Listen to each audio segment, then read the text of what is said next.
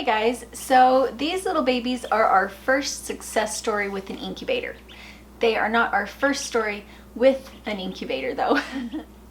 The incubator that we used for this batch is an IncuView, and Catherine over at Little Bits of Heaven Homestead is the one who recommended that. She uses her incubator several times a year, constantly she's using hers. And she has a video about how she uses hers over on her channel, so make sure to go check her out. It was $220. My youngest daughter Kaya purchased it because she wanted to have another source of income, and so I'm going to be purchasing these ducklings from her at the price that I would have to pay for them if I got them from McMurray Hatchery or some other hatchery. So I think it's great to have a natural hatch from your moms, and if you have a good layer and a good setter and a good brooder and a good mom, that's fantastic. But you kind of have to have all four things. She has to be able to lay good eggs, you have to have a drake that is reliable in getting her bred, she has to be able to lay her nest in a good safe place, and then she has to be able to set them for long enough, and then she has to stay with the nest long enough for everybody to hatch. There's a lot of magic that goes into having a successful broody chicken or a successful broody duck. So in the meantime, it's really nice to make sure that you actually have egg layers for your family's needs and also for your meat production. And that's where the incubator comes in.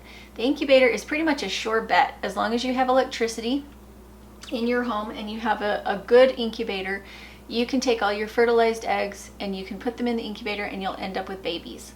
It's also, in my opinion, a lot easier to keep babies alive if you keep them in the house and you take care of them yourself. So if you're wanting to get your best bang for your buck out of having baby animals on your farm, I think that the incubator is a really good place to start. So you need enough male poultry to breed all of your female poultry. They need to be old enough to breed, but not so old that they are ineffective. Having more than one dad means that you have a much higher rate of fertility. The next thing is genetic diversity. You don't want to take a male that came in with the same batch as your females. You want drakes or roosters that came from external genetics so that you're not inbreeding. Our drakes are, we have an Indian runner, a khaki Campbell, and a Muscovy. Now, I am not an expert on incubating. This is my first time, so I'm not going to tell you about how to incubate, but I will give you pointers on what I do to make money from having poultry on my farm and how I raise babies that almost always survive. I opened the incubator after they'd had their 3 days to hatch, and we found that when we opened up the other eggs that we had some that were just really underformed. Since all the eggs went in at the same time and the timer started at the same time, the odds are pretty high that those that weren't formed right yet actually were malformed. Whenever I start baby anything, I make sure I have my heat lamp on hand. I always attach it to something metal instead of something wooden, and then I secure it very well. I don't ever rely just on the little handle there. I will actually wire it to whatever it is that I am supporting it on, because if that tension ever came out and the lamp fell, it could burn my house down, so I'm very careful about that. We change the box every day. I have 2 containers like this, and we go out and we put this much sawdust in the bottom, bring it in, put the babies into the new one, take the old one out, put it in the compost, wash it, and start over again. I always give them their feed in a dish that is shallow but holds a significant amount of food and water. And what I do is I put a little bit of food in and then I fill it the rest of the way with water. The ducks always need to have wet food and they need to be able to clear their nostrils of water. I just watch the babies to see if they look like they're huddling together or trying to get away from the light, and I just move my bin a little bit. As they get older, we will need to move them out into the greenhouse. I love to have a greenhouse because then during warm days, I can take my babies out. It's above 70 degrees even in the middle of winter out in that greenhouse. It works very well. And then I bring my babies back in at night. And generally, at that point in the year, we will have the wood burning stove going, and we will just keep their bin next to the wood burning stove in a spot where it won't burn and that they won't get chilled. I make money on our poultry by hatching babies out and selling them as soon as I can after they hatch. The reason Kaya wanted to do this as a money-making source is that with baby rabbits, you have to wait for 8 weeks before you can wean them. They have to stay with the mother. With poultry, that's not the case. As soon as they hatch, They are autonomous. They're good to go. You can sell them the minute that they are hatched. So if you have a month of incubation with your babies, that's for these guys, for this incubator, it was $15 to run it for the 28 days. So I would have, if I had 45 ducklings hatch out of that incubator after a month at $6 a piece, you're making money pretty quickly with that. Same thing goes for chicks. And so that's how you would make money. If you have really good mamas, broody chickens, broody ducks, they can make you money too. But with them, there's a little bit of an emotional attachment. They have really earned being able to raise those babies, so it's really hard to take babies away from moms after they've sat on them for that long. It's really hard on ducks and hens. If you remove their babies after they hatch them, they will set again immediately, and they shouldn't do that. It's very hard on them physically, and it's hard on them emotionally. Generally, if I have a mama raised chick, I won't sell them immediately. I'll let her raise them for a little while and maybe sell half of the babies, but let her keep half of them so that she can mother them. It's very important to her emotional well-being to be able to do that. The other thing you need to work on when you're incubating is you need to have really clean eggs, and they need to not have been frozen. At certain points in the year, you should not harvest those eggs to be incubated because they have been chilled, and they don't incubate right if they've been chilled or frozen, or if they're exceptionally dirty. You cannot wash your eggs before you put them in the incubator. They need to already be clean. I'll put the link in the description below for the incubator we used. It's the one that Catherine uses. It's also the one that the owner of the incubator warehouse uses. I did write and text her and say, I don't want to have to get a bad incubator again. Which one should I get? This is the one my friend recommended. And she said the one that she personally uses in her own home is the IncuView. And so it has great ratings. It is expensive. It's $220. But if you're going to get one, I think get a good one. So I'll put it in the link in the description below if you want to go through my link. It does benefit our channel. It doesn't increase the price that you pay, but it just gives me a little bit of extra income. So I'll talk to you later. These are the water channels that you fill with water for humidity, and they flow into each other. So those are humidity channels. This is the what kind of grips the eggs so that they roll, and it keeps the ducklings from falling through into the water. And this is your egg tray. So the egg tray moves like this, and the grippiness of this grid is what allows the eggs to turn. This is the underside, this is the fan, this is the hygrometer, this is what tells you the humidity, and this is the turning arm.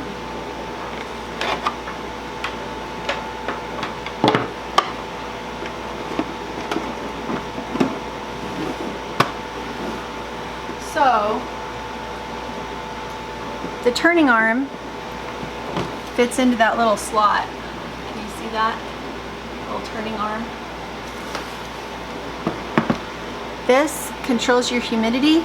You can pop it open so that some of the water inside can come out, or if you're in a really humid area, you would close it so it would limit the humidity coming in from the air.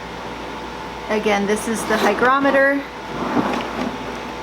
that tells you what your humidity is for your incubation period, which is between 35 and 55, or your hatching period, which is 60 to 80% humidity. And then this is your reader, your control panel, and it works really, really well. We're really happy with it. Once you have finished using it, make sure that you clean it thoroughly. Go over every tiny little bit. Don't put it away wet.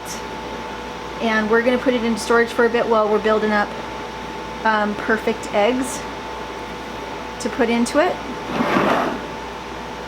It does come with instructions. Read this several times before you start.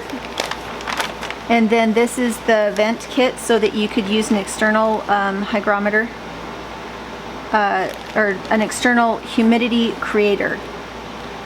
And that would be what you would add on to that. But there's your instructions. This would be a good egg to use. This would be a bad egg to use.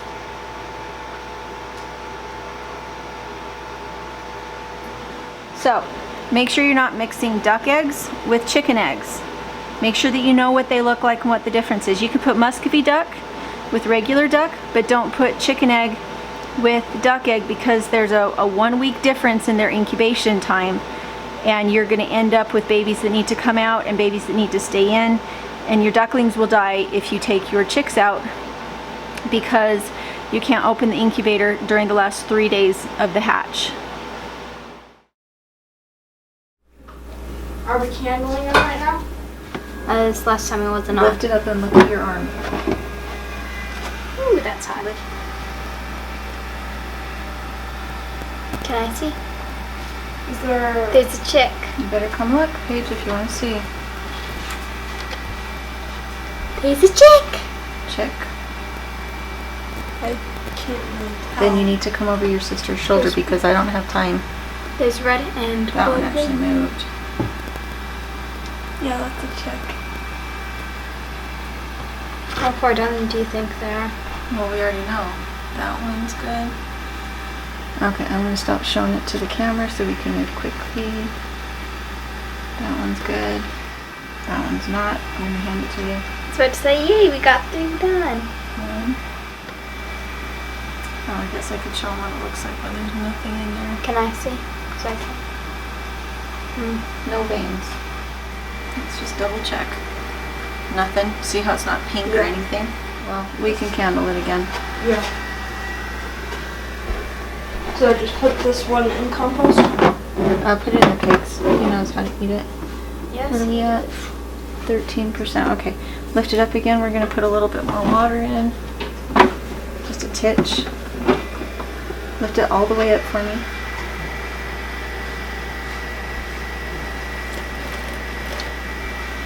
Okay. Watch your arm when you put it back down. And make sure all your corners are actually down. Sometimes it likes to stick up, which it did. You got to make sure all the corners are down.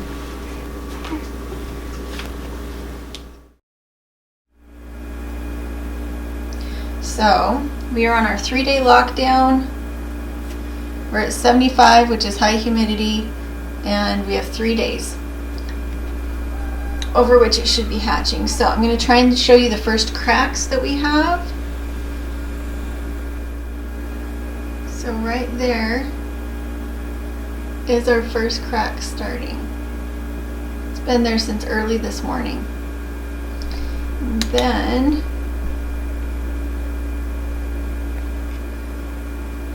hold still. And then right there is our next crack. Right there, second crack. I don't necessarily see any more cracks yet, but there's our first 2 that started this morning.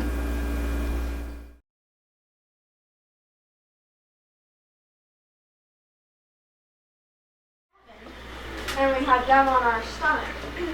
So they would play our tablets. For us. What in the world? Just slap something on top like this. It's probably a spider. Just trying to help him out. So how many do we have right now? We have 4. Yeah. Come in 5.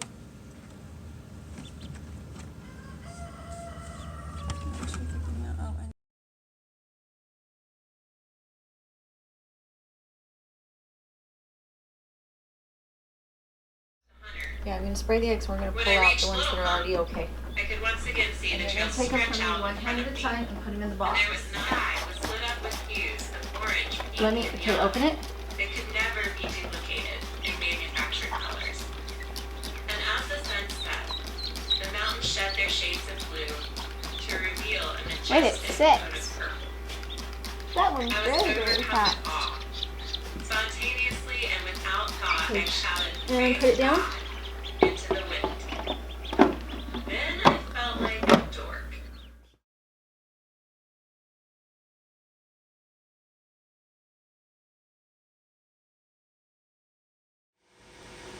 Sawdust really helps with the smell, and I always have a little bit of food in the bottom with a lot of water because they need it to be hydrated, and by mixing them it makes it easy for them to find. So you can see I've got some flies in here. They've been in here since yesterday, And so now I need to bring in a new bin with clean sawdust, and what we'll do is we'll just transfer babies into the bin, clean out their food into the pig bucket, give them new food and new water for the day, and we should be good. I always attach my heat lamps with something extra to keep it from ever slipping, because if this ever fell down in the sawdust, you'd have a fire, your house could burn down. So I'm always very careful to attach the clamp to something very sturdy, and I prefer that the shelf it hangs from is metal.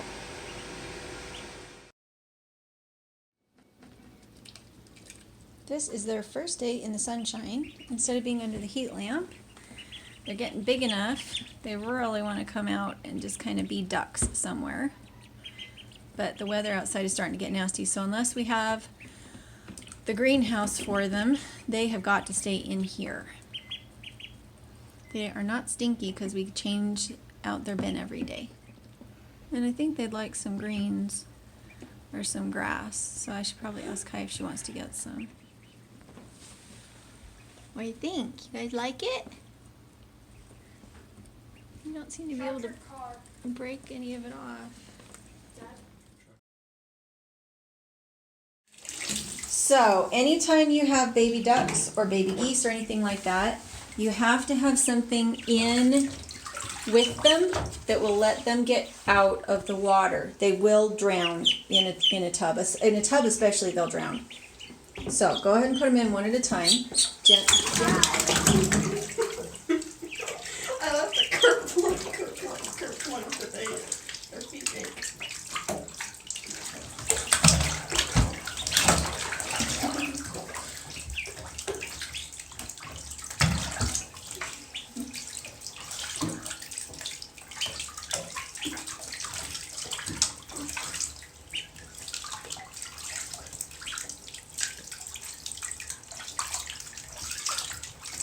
Okay, go get 2, maybe 3 bins and fill them up with sawdust, and don't put so much sawdust in the bottom, put like maybe ½ an inch so that it just covers the bottom. Yeah. 3 bins, clean bins, both of you go do it.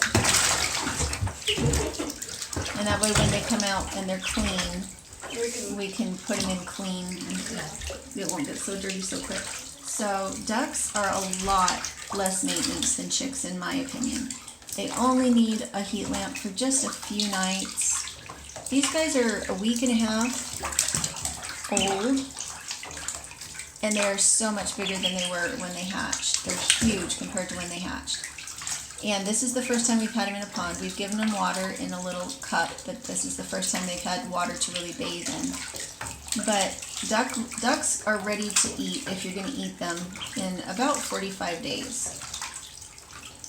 And they don't get they don't get sat on by their mother if they're hatched in nature. Once they're this big, they don't sit under mom for warmth. They cuddle up together just with their siblings for warmth. You have to be really, really careful about ponds in your backyard if you have ducklings, because they will indeed get into even a shallow pond. And if the water's not high enough for them to be able to belly flop up and off of it, they will drown. They'll swim for a while, but then they'll get tired and they'll drown. So let's see if this little guy can make it up. So he is having a hard time. He's actually swimming, but he's having a hard time. So that one made it up. We'll see who else can make it up. If they get distressed, they need something to get up and rest for a bit. There we go. That little gremlin's so cute. He's swimming. He seems a little panicky. So you see that guy, he's swimming instead of walking. And so he might actually be a little bit distressed, that one in the left. So we've got a shallow end for those who are scared, and a deep end for those who have figured out how to get up on the stand. So when we get them out, we're going to towel them off a little bit. Just to exercise a little bit is good, because it gets their legs strong enough they can get in and out. We just won't leave them in here for real long. That guy in the back is definitely less comfortable and maybe a little bit more frail than everybody else. So I'm going to keep a particular eye on him when we get him dried off. We might put him under the heat lamp a little bit. I feel like that one might be starting to shiver. See how he's kind of puffed up? Okay, girls, I hope you're ready. So I'm going to go ahead and put this little strainer in, let the water out, get our babies in their shelters.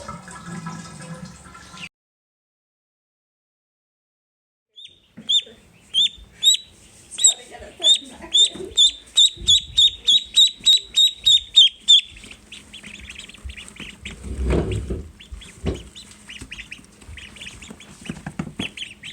We're just going to put them underneath the heat lamp for a second.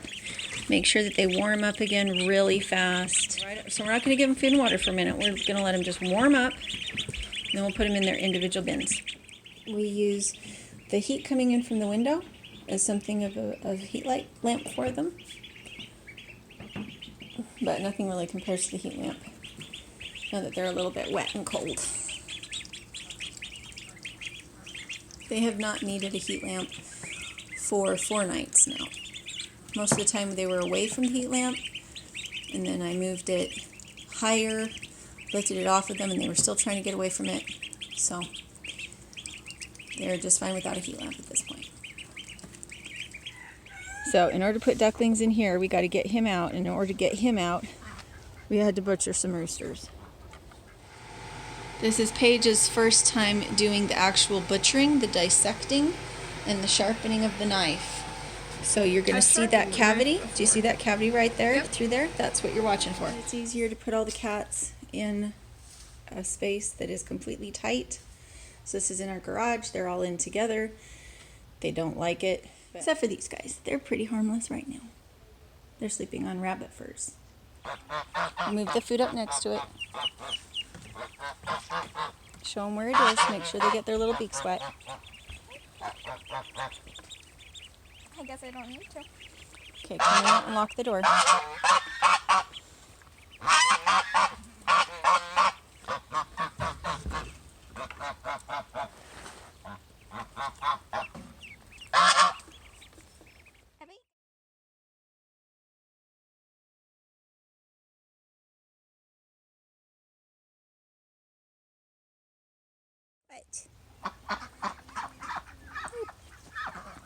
Beautiful ducks.